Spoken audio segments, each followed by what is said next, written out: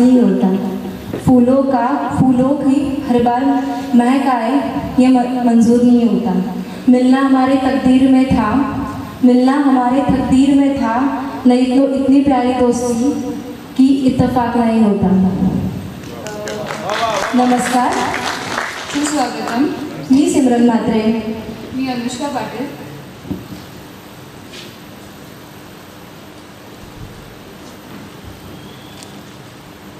तुम्हा सर्वांचे स्वागत करू इच्छिते आपल्या कार्यक्रमात अभियंता संगम 2024। कार्यक्रमाची सुरुवात आपण ॲल्युमिनाय डान्सने करणार आहोत। त्यासाठी मी मंचावर आपल्यातल्याच मान्यवरांना मंचावर आमंत्रित करू इच्छिते की त्यांनी मंचावर येऊन त्यांच्या आठवणी, त्यांनी शिकलेले धडे आणि काही किस्से आपल्यासमोर मांडावे। त्यासाठी आता आपण मंचावरती आमंत्रित करू इच्छितो स्विस ने वॉटरच्या head of manufacturing research and development doctor Nalini Suryavanshi मॅमना।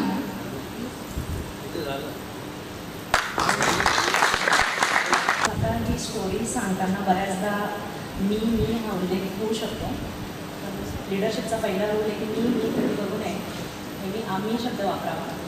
पण आता जेव्हा स्वतःची स्टोरी सांगायची तर मी आम्ही बोलू नाही शकणार, त्याबद्दल क्षमस्व। तर आता माझ्याबद्दल सांगायचं तर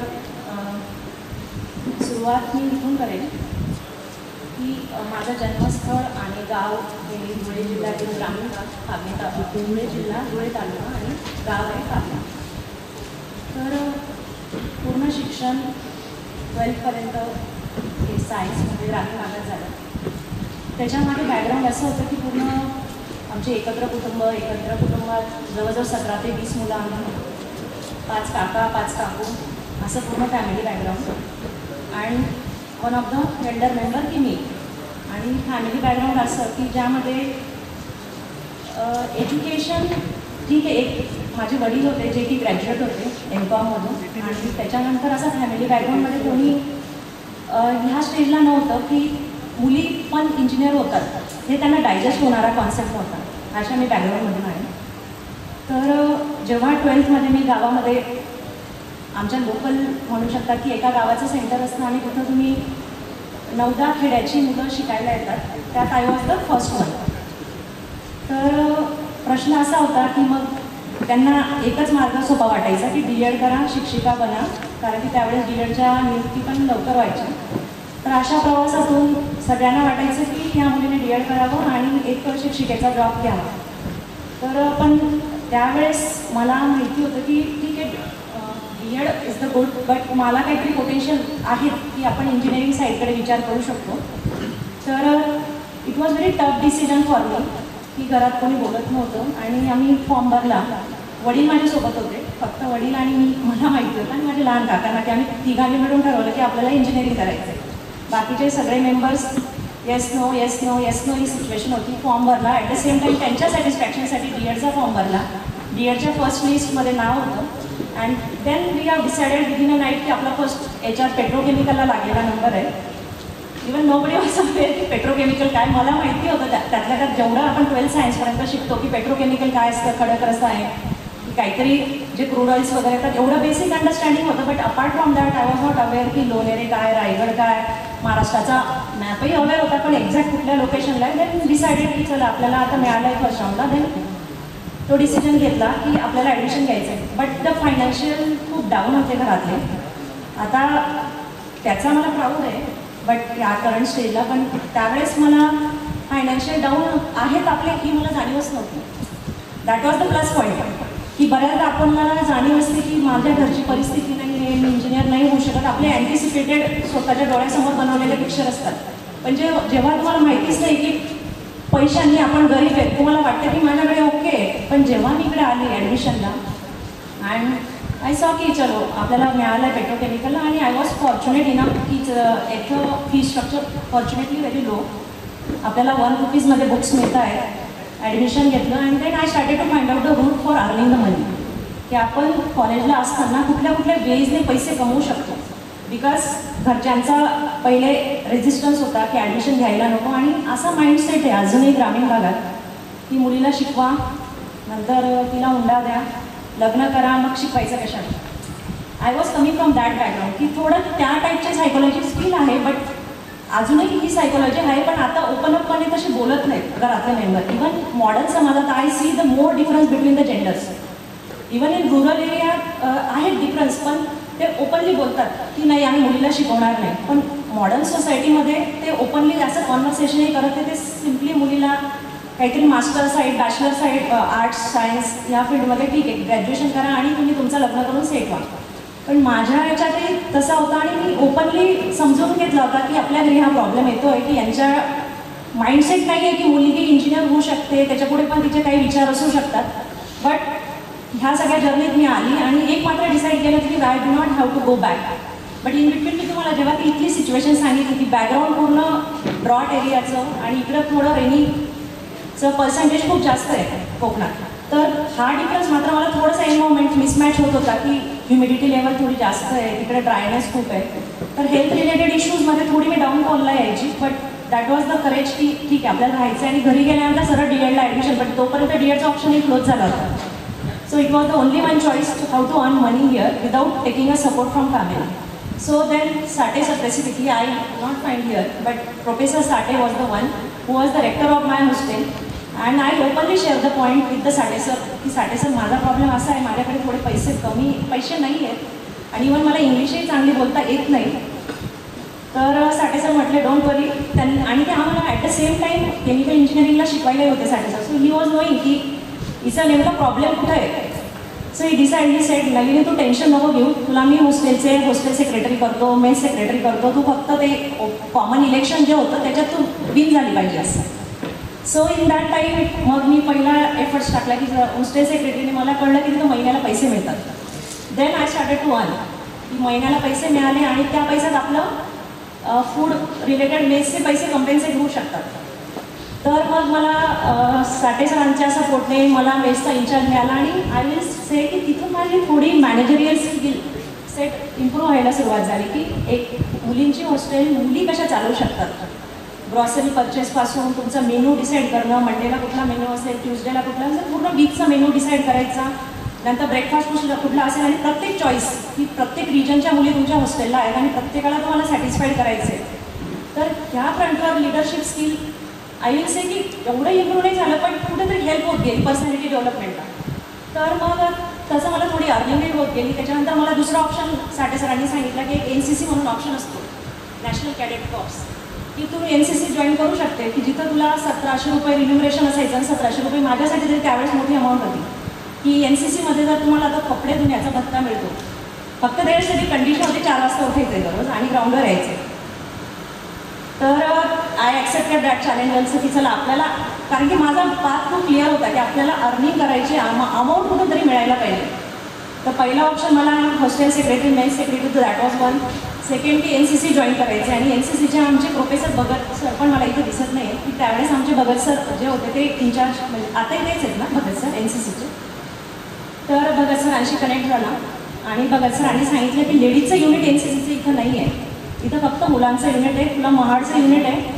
मग आम्ही 3-4 मुली त्यावेळेस होतो मोटिवेटेड की आपल्याला NCC जॉईन करायचं आहे. मग आम्ही महाडच्या युनिटच्या कॉन्टॅक्ट केला. महाडच्या युनिटवरून इथं बाटूमध्ये आम्ही मुली प्रॅक्टिस भगत सरांच्या अंडर करायचो आणि भगत सर रिपोर्ट द्यायचे त्या महाडच्या बाबासाहेब आंबेडकर कॉलेज आहे महाडचं, तिथं रिपोर्ट जायचा की या मुली सिन्सिअरली येत होत्या, तुम्ही त्यांचा भत्ता रिलीज करू शकता दर महिन्याला. सो इन दॅट वे तोही एक अमाऊंट आला की चला आता आपल्याला थोडी अर्निंग येते. मग at the same time realize झालं की अरे आपलं कम्युनिकेशन फार ओव्हर आहे, because I was not able to speak single sentence in English. I was very good in mathematics, I was very good in science. पण आता कम्युनिकेशनचं काय करायचं, सॉफ्ट स्किल एक विषय आहे. तुम्ही टेक्निकली स्ट्रॉंग आहेत, that was I was a very much aware. पण आता आपल्याला सॉफ्ट स्किल इम्प्रूव्हमेंटच्या मागे लागावं लागेल आणि सॉफ्ट स्किलमध्ये मला कधीच चांगला ग्रेड मिळत नव्हता, C ग्रेड, C+. बट बाकीच्या विषयात A+, कारण की बाकीच्या याच्यात तुमचे थॉट्स फक्त तुम्ही लिहू शकतात नंबर्समध्ये, मॅथमॅटिक्समध्ये, तिथे तुम्हाला सेंटेन्सेस लिहायचे नाही किंवा कम्युनिकेशन करायचे नाही. सो देन ह्या जर्नीचा जो ओव्हरऑल आला रिझल्ट की फ्रेंड सर्कल मी असं डेव्हलप, म्हणजे इंटेन्शनली नाही केलं, but I was very clear की मला मराठी येत नाही माझ्या फ्रेंड सर्कलमध्ये, मला मराठी मुली नको आहे. की फ्रेंड सर्कलमध्ये माझ्या ज्या होत्या, तर रिंकी पांडे म्हणून खास एक माझी मैत्रीण होती, she was very fluent in English. त्याच्यानंतर Sanobar Khan was there, she was also very fluent in English. मग त्यांच्यासोबत जास्त इंटरॅक्शन करायचं, त्यांच्यासोबत बोलायचं, त्यांच्या कॉन्व्हर्सेशन ऐकायचे आणि तेव्हा जे कम्युनिकेट करायचे त्याच्याने मी लगेच कळलं की हा शब्द नवीन आहे. तिथल्या तिथं लिहायचा, दिवसभरात काय काय नवीन शब्द कळले. इंटरनेटचं त्यावेळेस अनफॉर्च्युनेटली इंटरनेट हॉस्टेलला नव्हतं, पण परत कोणाला तरी भेटून त्यांचा अर्थ विचारायचा, शोधायचं. ही हेक्टिक एक्सरसाइज मला खूप करावी लागली, अननेसेसरी एक्सरसाइज, जी की आताच्या काळात बऱ्याचदा मुलांना याच्यात वेळ टाकावं नाही लागत. But in my case, the situation was different. I was very good in science and techniques, but at the same time, I was very poor in English. So, in engineering, I have spent a lot of time in reading the newspaper, lot of time in discussing with the friends, gossips with the friends. Those are very fluent in English. So, फक्त I myself proud of that की मला माझा weakness immediately समजला. And if when you come to know your weaknesses very fast and you improve it immediately, nothing is better than that. So आणि fortunate दुसरं असं की जे प्रोफेसर मिळत गेले जर्मनीमध्ये, जसे की जवंजाल सर, की अपफ्रंट नलिनी खूप असं बोलायला नाही पाहिजे, तू असं लगेच अभ्यास होऊन भांडण करायला नाही पाहिजे. की प्रोफेसर जवंजाल सर नेहमी मला असे करेक्शन मोडमध्ये होते, but I don't think so की हे आता ॲटिट्यूड प्रोफेसर लोक करतात का. पण त्यावेळेचं जे मला दिसतं की स्टुडंटला ते जसं वागतोय वागू द्यायचे, बट इन वन कॉर्नर ते नलिनी माझ्या ऑफिसला येऊन भेट, कारण की मी बऱ्याचदा क्लासमध्ये डिबेट टाईपमध्ये कॉन्व्हर्सेशन होऊन जायचं. मग जवंजाल सर एकदा असं ऑफिसमध्ये जाऊन, नलिनी तू आज हे बोलायला नव्हतं पाहिजे, हे असं नको करूस, you should not be so defensive, cool calm, satisfactory same. तर I really like that attitude, की एवढा पर्सनल अटॅचमेंट एका गावातून आलेल्या मुलीसोबत एक प्रोफेसर लोकांचा असतो, की ज्यांना माहिती आहे की हिचं कम्युनिकेशन चांगलं नाही आहे, किंवा फक्त त्यांना एवढा कॉन्फिडन्स होता की मुलगी हार्डवर्किंग आहे, म्हणजे even though she is not good at stage, but ते might be no the future. तर हा जो टाईम स्पेंड केलेला, जो खास प्रोफेसर जवंजाल सर किंवा मेटकर मॅम किंवा साठे सर, जे साठे सर माझे दोघंकडे मेंटॉर होते, एक हॉस्टेललाही मेंटॉर आणि एक म्हणजे इव्हन लेक्चर पण त्यांचे ऐकायचे. तर त्यांना खूप डिटेलमध्ये माझी पर्सनॅलिटी बऱ्यापैकी माहिती होती की मी ऑफिसला इथं आल्यानंतर हॉस्टेल कशी सांभाळते आणि ॲट द सेम टाईम गेल्यानंतर ही लेक्चर्समध्ये कशी कम्युनिकेट करते. तर कंट्रीब्युटिंग आणि इव्हन बऱ्याचदा जेव्हा मला फायनान्शियल हेल्प पण लागली, की रिसोर्सेस कमी पडायला लागले, घरून पैसे येत नाही आहेत, तर Sathe sir was the one of the person. त्यांनी मला रिवर्स त्यांच्या साईडने पैसे दिले आहेत मला वेळोवेळी, की ठीक आहे तुझ्याकडे जेव्हा जॉब येईल तेव्हा तू मला रिटर्न कर. तर त्या बेसिसवर मला खूप प्राऊड फिलिंग होते की मी त्या बाटलीमध्ये प्रत्येक ॲल्युमिनिया मिटिंगला येते, कारण की त्याच्यामागे माझं पर्सनल खूप टच आहे. की जेव्हा एखादे प्रोफेसर तुम्हाला न काही विचारता, न प्रश्न करता, जेव्हा तुम्ही सांगतात की सर मला पैसे हवेत आणि they have given without asking anything, तर तो एक इमोशनल टच वेगळा आहे.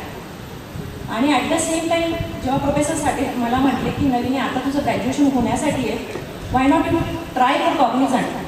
ठीक आहे तू टेक्निकली गुड आहे, टेक्निकली साऊंड आहे, बट आता तुला पैशांची गरज आहे, जोपर्यंत तुझा जॉब इकडं ह्या फील्डमध्ये येत नाही. Because I was very clear की मला सॉफ्टवेअरमध्ये जॉब नाही करायचा आहे, बिकॉज की मी टेक्निकल एवढे 4 वर्ष जो स्टडी केला आहे, there is no point if I shifted to software. तर पण ते मला त्यांनी लॉजिकल डिसिजन सांगितलं की आता तू कॉग्निझंटचा जॉब तर घे, 3-4 महिने कर, 2 महिने कर, काहीतरी पैसे जमा कर आणि पॅरलली गेटचे एक्झामिनेशन क्लिअर कर. So then in 3rd year itself I got placed in Cognizant and I got the offer from Cognizant. I was on the money around 2-3 lakh. That was very good for me. My family was very happy. They were very proud की आपली मुलगी engineer झाली. पण त्यांना कुठं माहिती की job सॉफ्टवेअरमध्ये करते, हिचं प्रोफाईल आहे केमिकल इंजिनिअरिंग किंवा petrochemical engineering. Then during Cognizant I cleared my GATE examination because I was very clear with my thoughts. Never ever confusion in my mind की मला काय करायचं हे कधीच मला कन्फ्युजन नव्हतं, किंवा असं ॲडवाईस घ्यायची पण वेळ नाही आली. की मला क्लिअर होता फोकस की आपल्याला बीटेक नंतर हायर एज्युकेशन करायचं आहे, हायर एज्युकेशन म्हणजे PhD करायचं आहे, मग पुढे जॉब करायचा आहे. तर फक्त I was looking for how to earn the money आणि आपलं नीड कशा फुलफिल होतील, that was the target. Then GATE fortunately खूप चांगल्या स्कोअरने क्लिअर झाली and I got enrolled for PhD national chemical laboratory. तर कॉग्निझंटचा जॉब सोडणं म्हणजे घरच्यांना ते डायजेस्ट होईना की लग्नाला मुलगा पण चांगला मिळू शकतो, तुला पगार चांगला आहे, त्यांना ते खूप कॅची वाटायचं घरच्यांना. सो दे वेअर अगेन की तू जॉब का सोडतेस. बट आय सेड की मला नॅशनल केमिकल लॅबोरेटरीला फेलोशिप त्याच्यापेक्षा डबल मिळते PhDची, because I was junior research fellow. तर मग त्या कन्व्हिन्सिंग स्टोरीने मी कन्व्हिन्स केलं फॅमिलीला की तुम्ही टेन्शन नका घेऊन, माझा अर्निंगचा सोर्स आहे चांगला. तर मग PhD मध्ये मला accommodation was free, health insurance was there, medical was free and at the same time fellowship was very good amount. तर मग अशा प्रकारे 5 वर्ष PhD झाली. आणि PhD मध्ये पुन्हा 1-2दा अशी सिच्युएशन आली की फेलोशिप फ्रीज झाली काही दिवसासाठी, की अमाऊंट जेव्हा गव्हर्नमेंटकडून येते ती 1.5 वर्षासाठी मला अमाऊंटच आलेली आणि एकदम मोठी अमाऊंट आली. But for 1.5 year how to survive. In PhD also again the same person like Sathe sir, की माझे मेंटॉर नेहमी मला हेल्प करायला रेडी राहायचे. तर माझे PhD गाईड जे होते again for 1.5 year he are supported financially to me. आणि जेव्हा माझं अमाऊंट आली फेलोशिपची आय हवी, so I have special proud feeling की जे लोक लाईफमध्ये आले, स्पेसिफिकली टीचर, मेंटॉर, त्यांचा कंट्रीब्युटिंग फॅक्टर खूप होता माझ्या पर्सनॅलिटी डेव्हलपमेंटमध्ये किंवा इवन फायनान्शियल सपोर्ट जो असतो त्यामध्ये. की ठीक आहे ना, प्रयत्न करणारी एक कोणीतरी मुलगी आहे आणि तिला आपल्याला फक्त सपोर्ट करायचा आणि तो फार इम्पॉर्टंट आहे. तर मला हे इमोशनल फिलिंग फार स्टुडंटसाठी मे बी असं पास ऑन झालेलं आहे. पण इवन फॉर माय स्कूल, मग त्याच्यानंतर मी जेव्हा ग्रॅज्युएशन झालं, PhD झाली, सगळ्यात पहिले मी माझ्या स्कूलला गेली की आपण ज्या हार्डशिपमधून आलो आहे, मे बी अजून काहीतरी गावातल्या मुली आहेत same way they are going through hardship. तर मग मी त्यांच्यासाठी एक छोटीशी स्कीम मला जेवढी पेलवेल माझ्या सॅलरीच्या हिशोबाने तशी लॉन्च केली. आणि एव्हरी इयर मी तिथेही थोडं कंट्रीब्युशन माझं गावाकडे चालू असतं. त्याच्यानंतर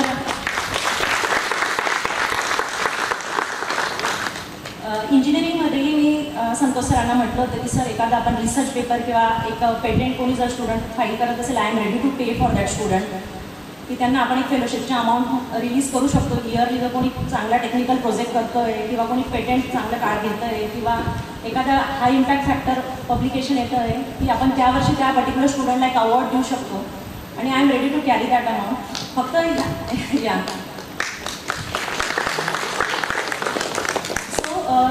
ह्या जर्नीमध्ये माझ्या PhD पर्यंतच्या तर मला हा एक आहे सपोर्ट की आपण एक पावलं पुढे गेलं तर 4 जण सपोर्ट करायला येतात. फक्त ती पावलं शोधत वाट काढायची असते. आणि बऱ्याचदा जेंडरमध्ये हे खूप अजूनही गावाकडे आहे. जेव्हा मी पाहते तर बऱ्याचदा मी ट्राय करते अवेअरनेस प्रोग्राम करायचे गावाकडे जाऊन, but still I try my best. की त्या केसमध्ये हेच आहे की आपण मंचावर सांगणं असेल की जिथं तुम्हाला मिळेल संधी, जो विकनेसमधून तुम्ही आलेला आहात तो विकनेस जर समोरच्या दिसला ना तर तो तिथल्या तिथं तुम्ही कसं फायनान्शियली हेल्प करू शकतात, काही सल्ले देऊन करू शकतात, काही मार्गदर्शन करून देऊ शकतात. ओपन अपली बोला. बऱ्याचदा आपल्या नॉलेजला हिडन राहून जातं. बऱ्याचदा आपला इगो येतो किंवा अरे मी कशाला दुसऱ्याचा प्रॉब्लेम समजून देऊ तर सॉल्व्ह करू. तर माझा हेच असेल इथं बोलणं की तुम्हाला समोरच्या केस पण रीड करता येतो की अरे हा काहीतरी प्रॉब्लेममध्ये आहे. आणि if you identify the problem and what ever the best way, either त्याला सिंपथी देऊन तुम्ही करू शकता, आयदर कमर्शियली करा, मेंटली करा, पण सपोर्ट करायचा प्रयत्न करा. मेडिकल लॅबोरेटरीचे डायरेक्टर होते Ranade sir, doctor Ranade and doctor Vinay Bhandare. तर त्यांच्या गायडन्समध्ये माझी PhD खूप चांगली झाली. माझे खूप हाय इम्पॅक्ट फॅक्टर रिसर्च पब्लिकेशन आले आणि त्यांना खूप चांगले अवॉर्ड नॅशनली इंटरनॅशनली मिळाले. त्याच्यामध्ये मला जवळजवळ त्यावेळेस 4 ते 5 लाखाचे अवॉर्ड्स मिळाले.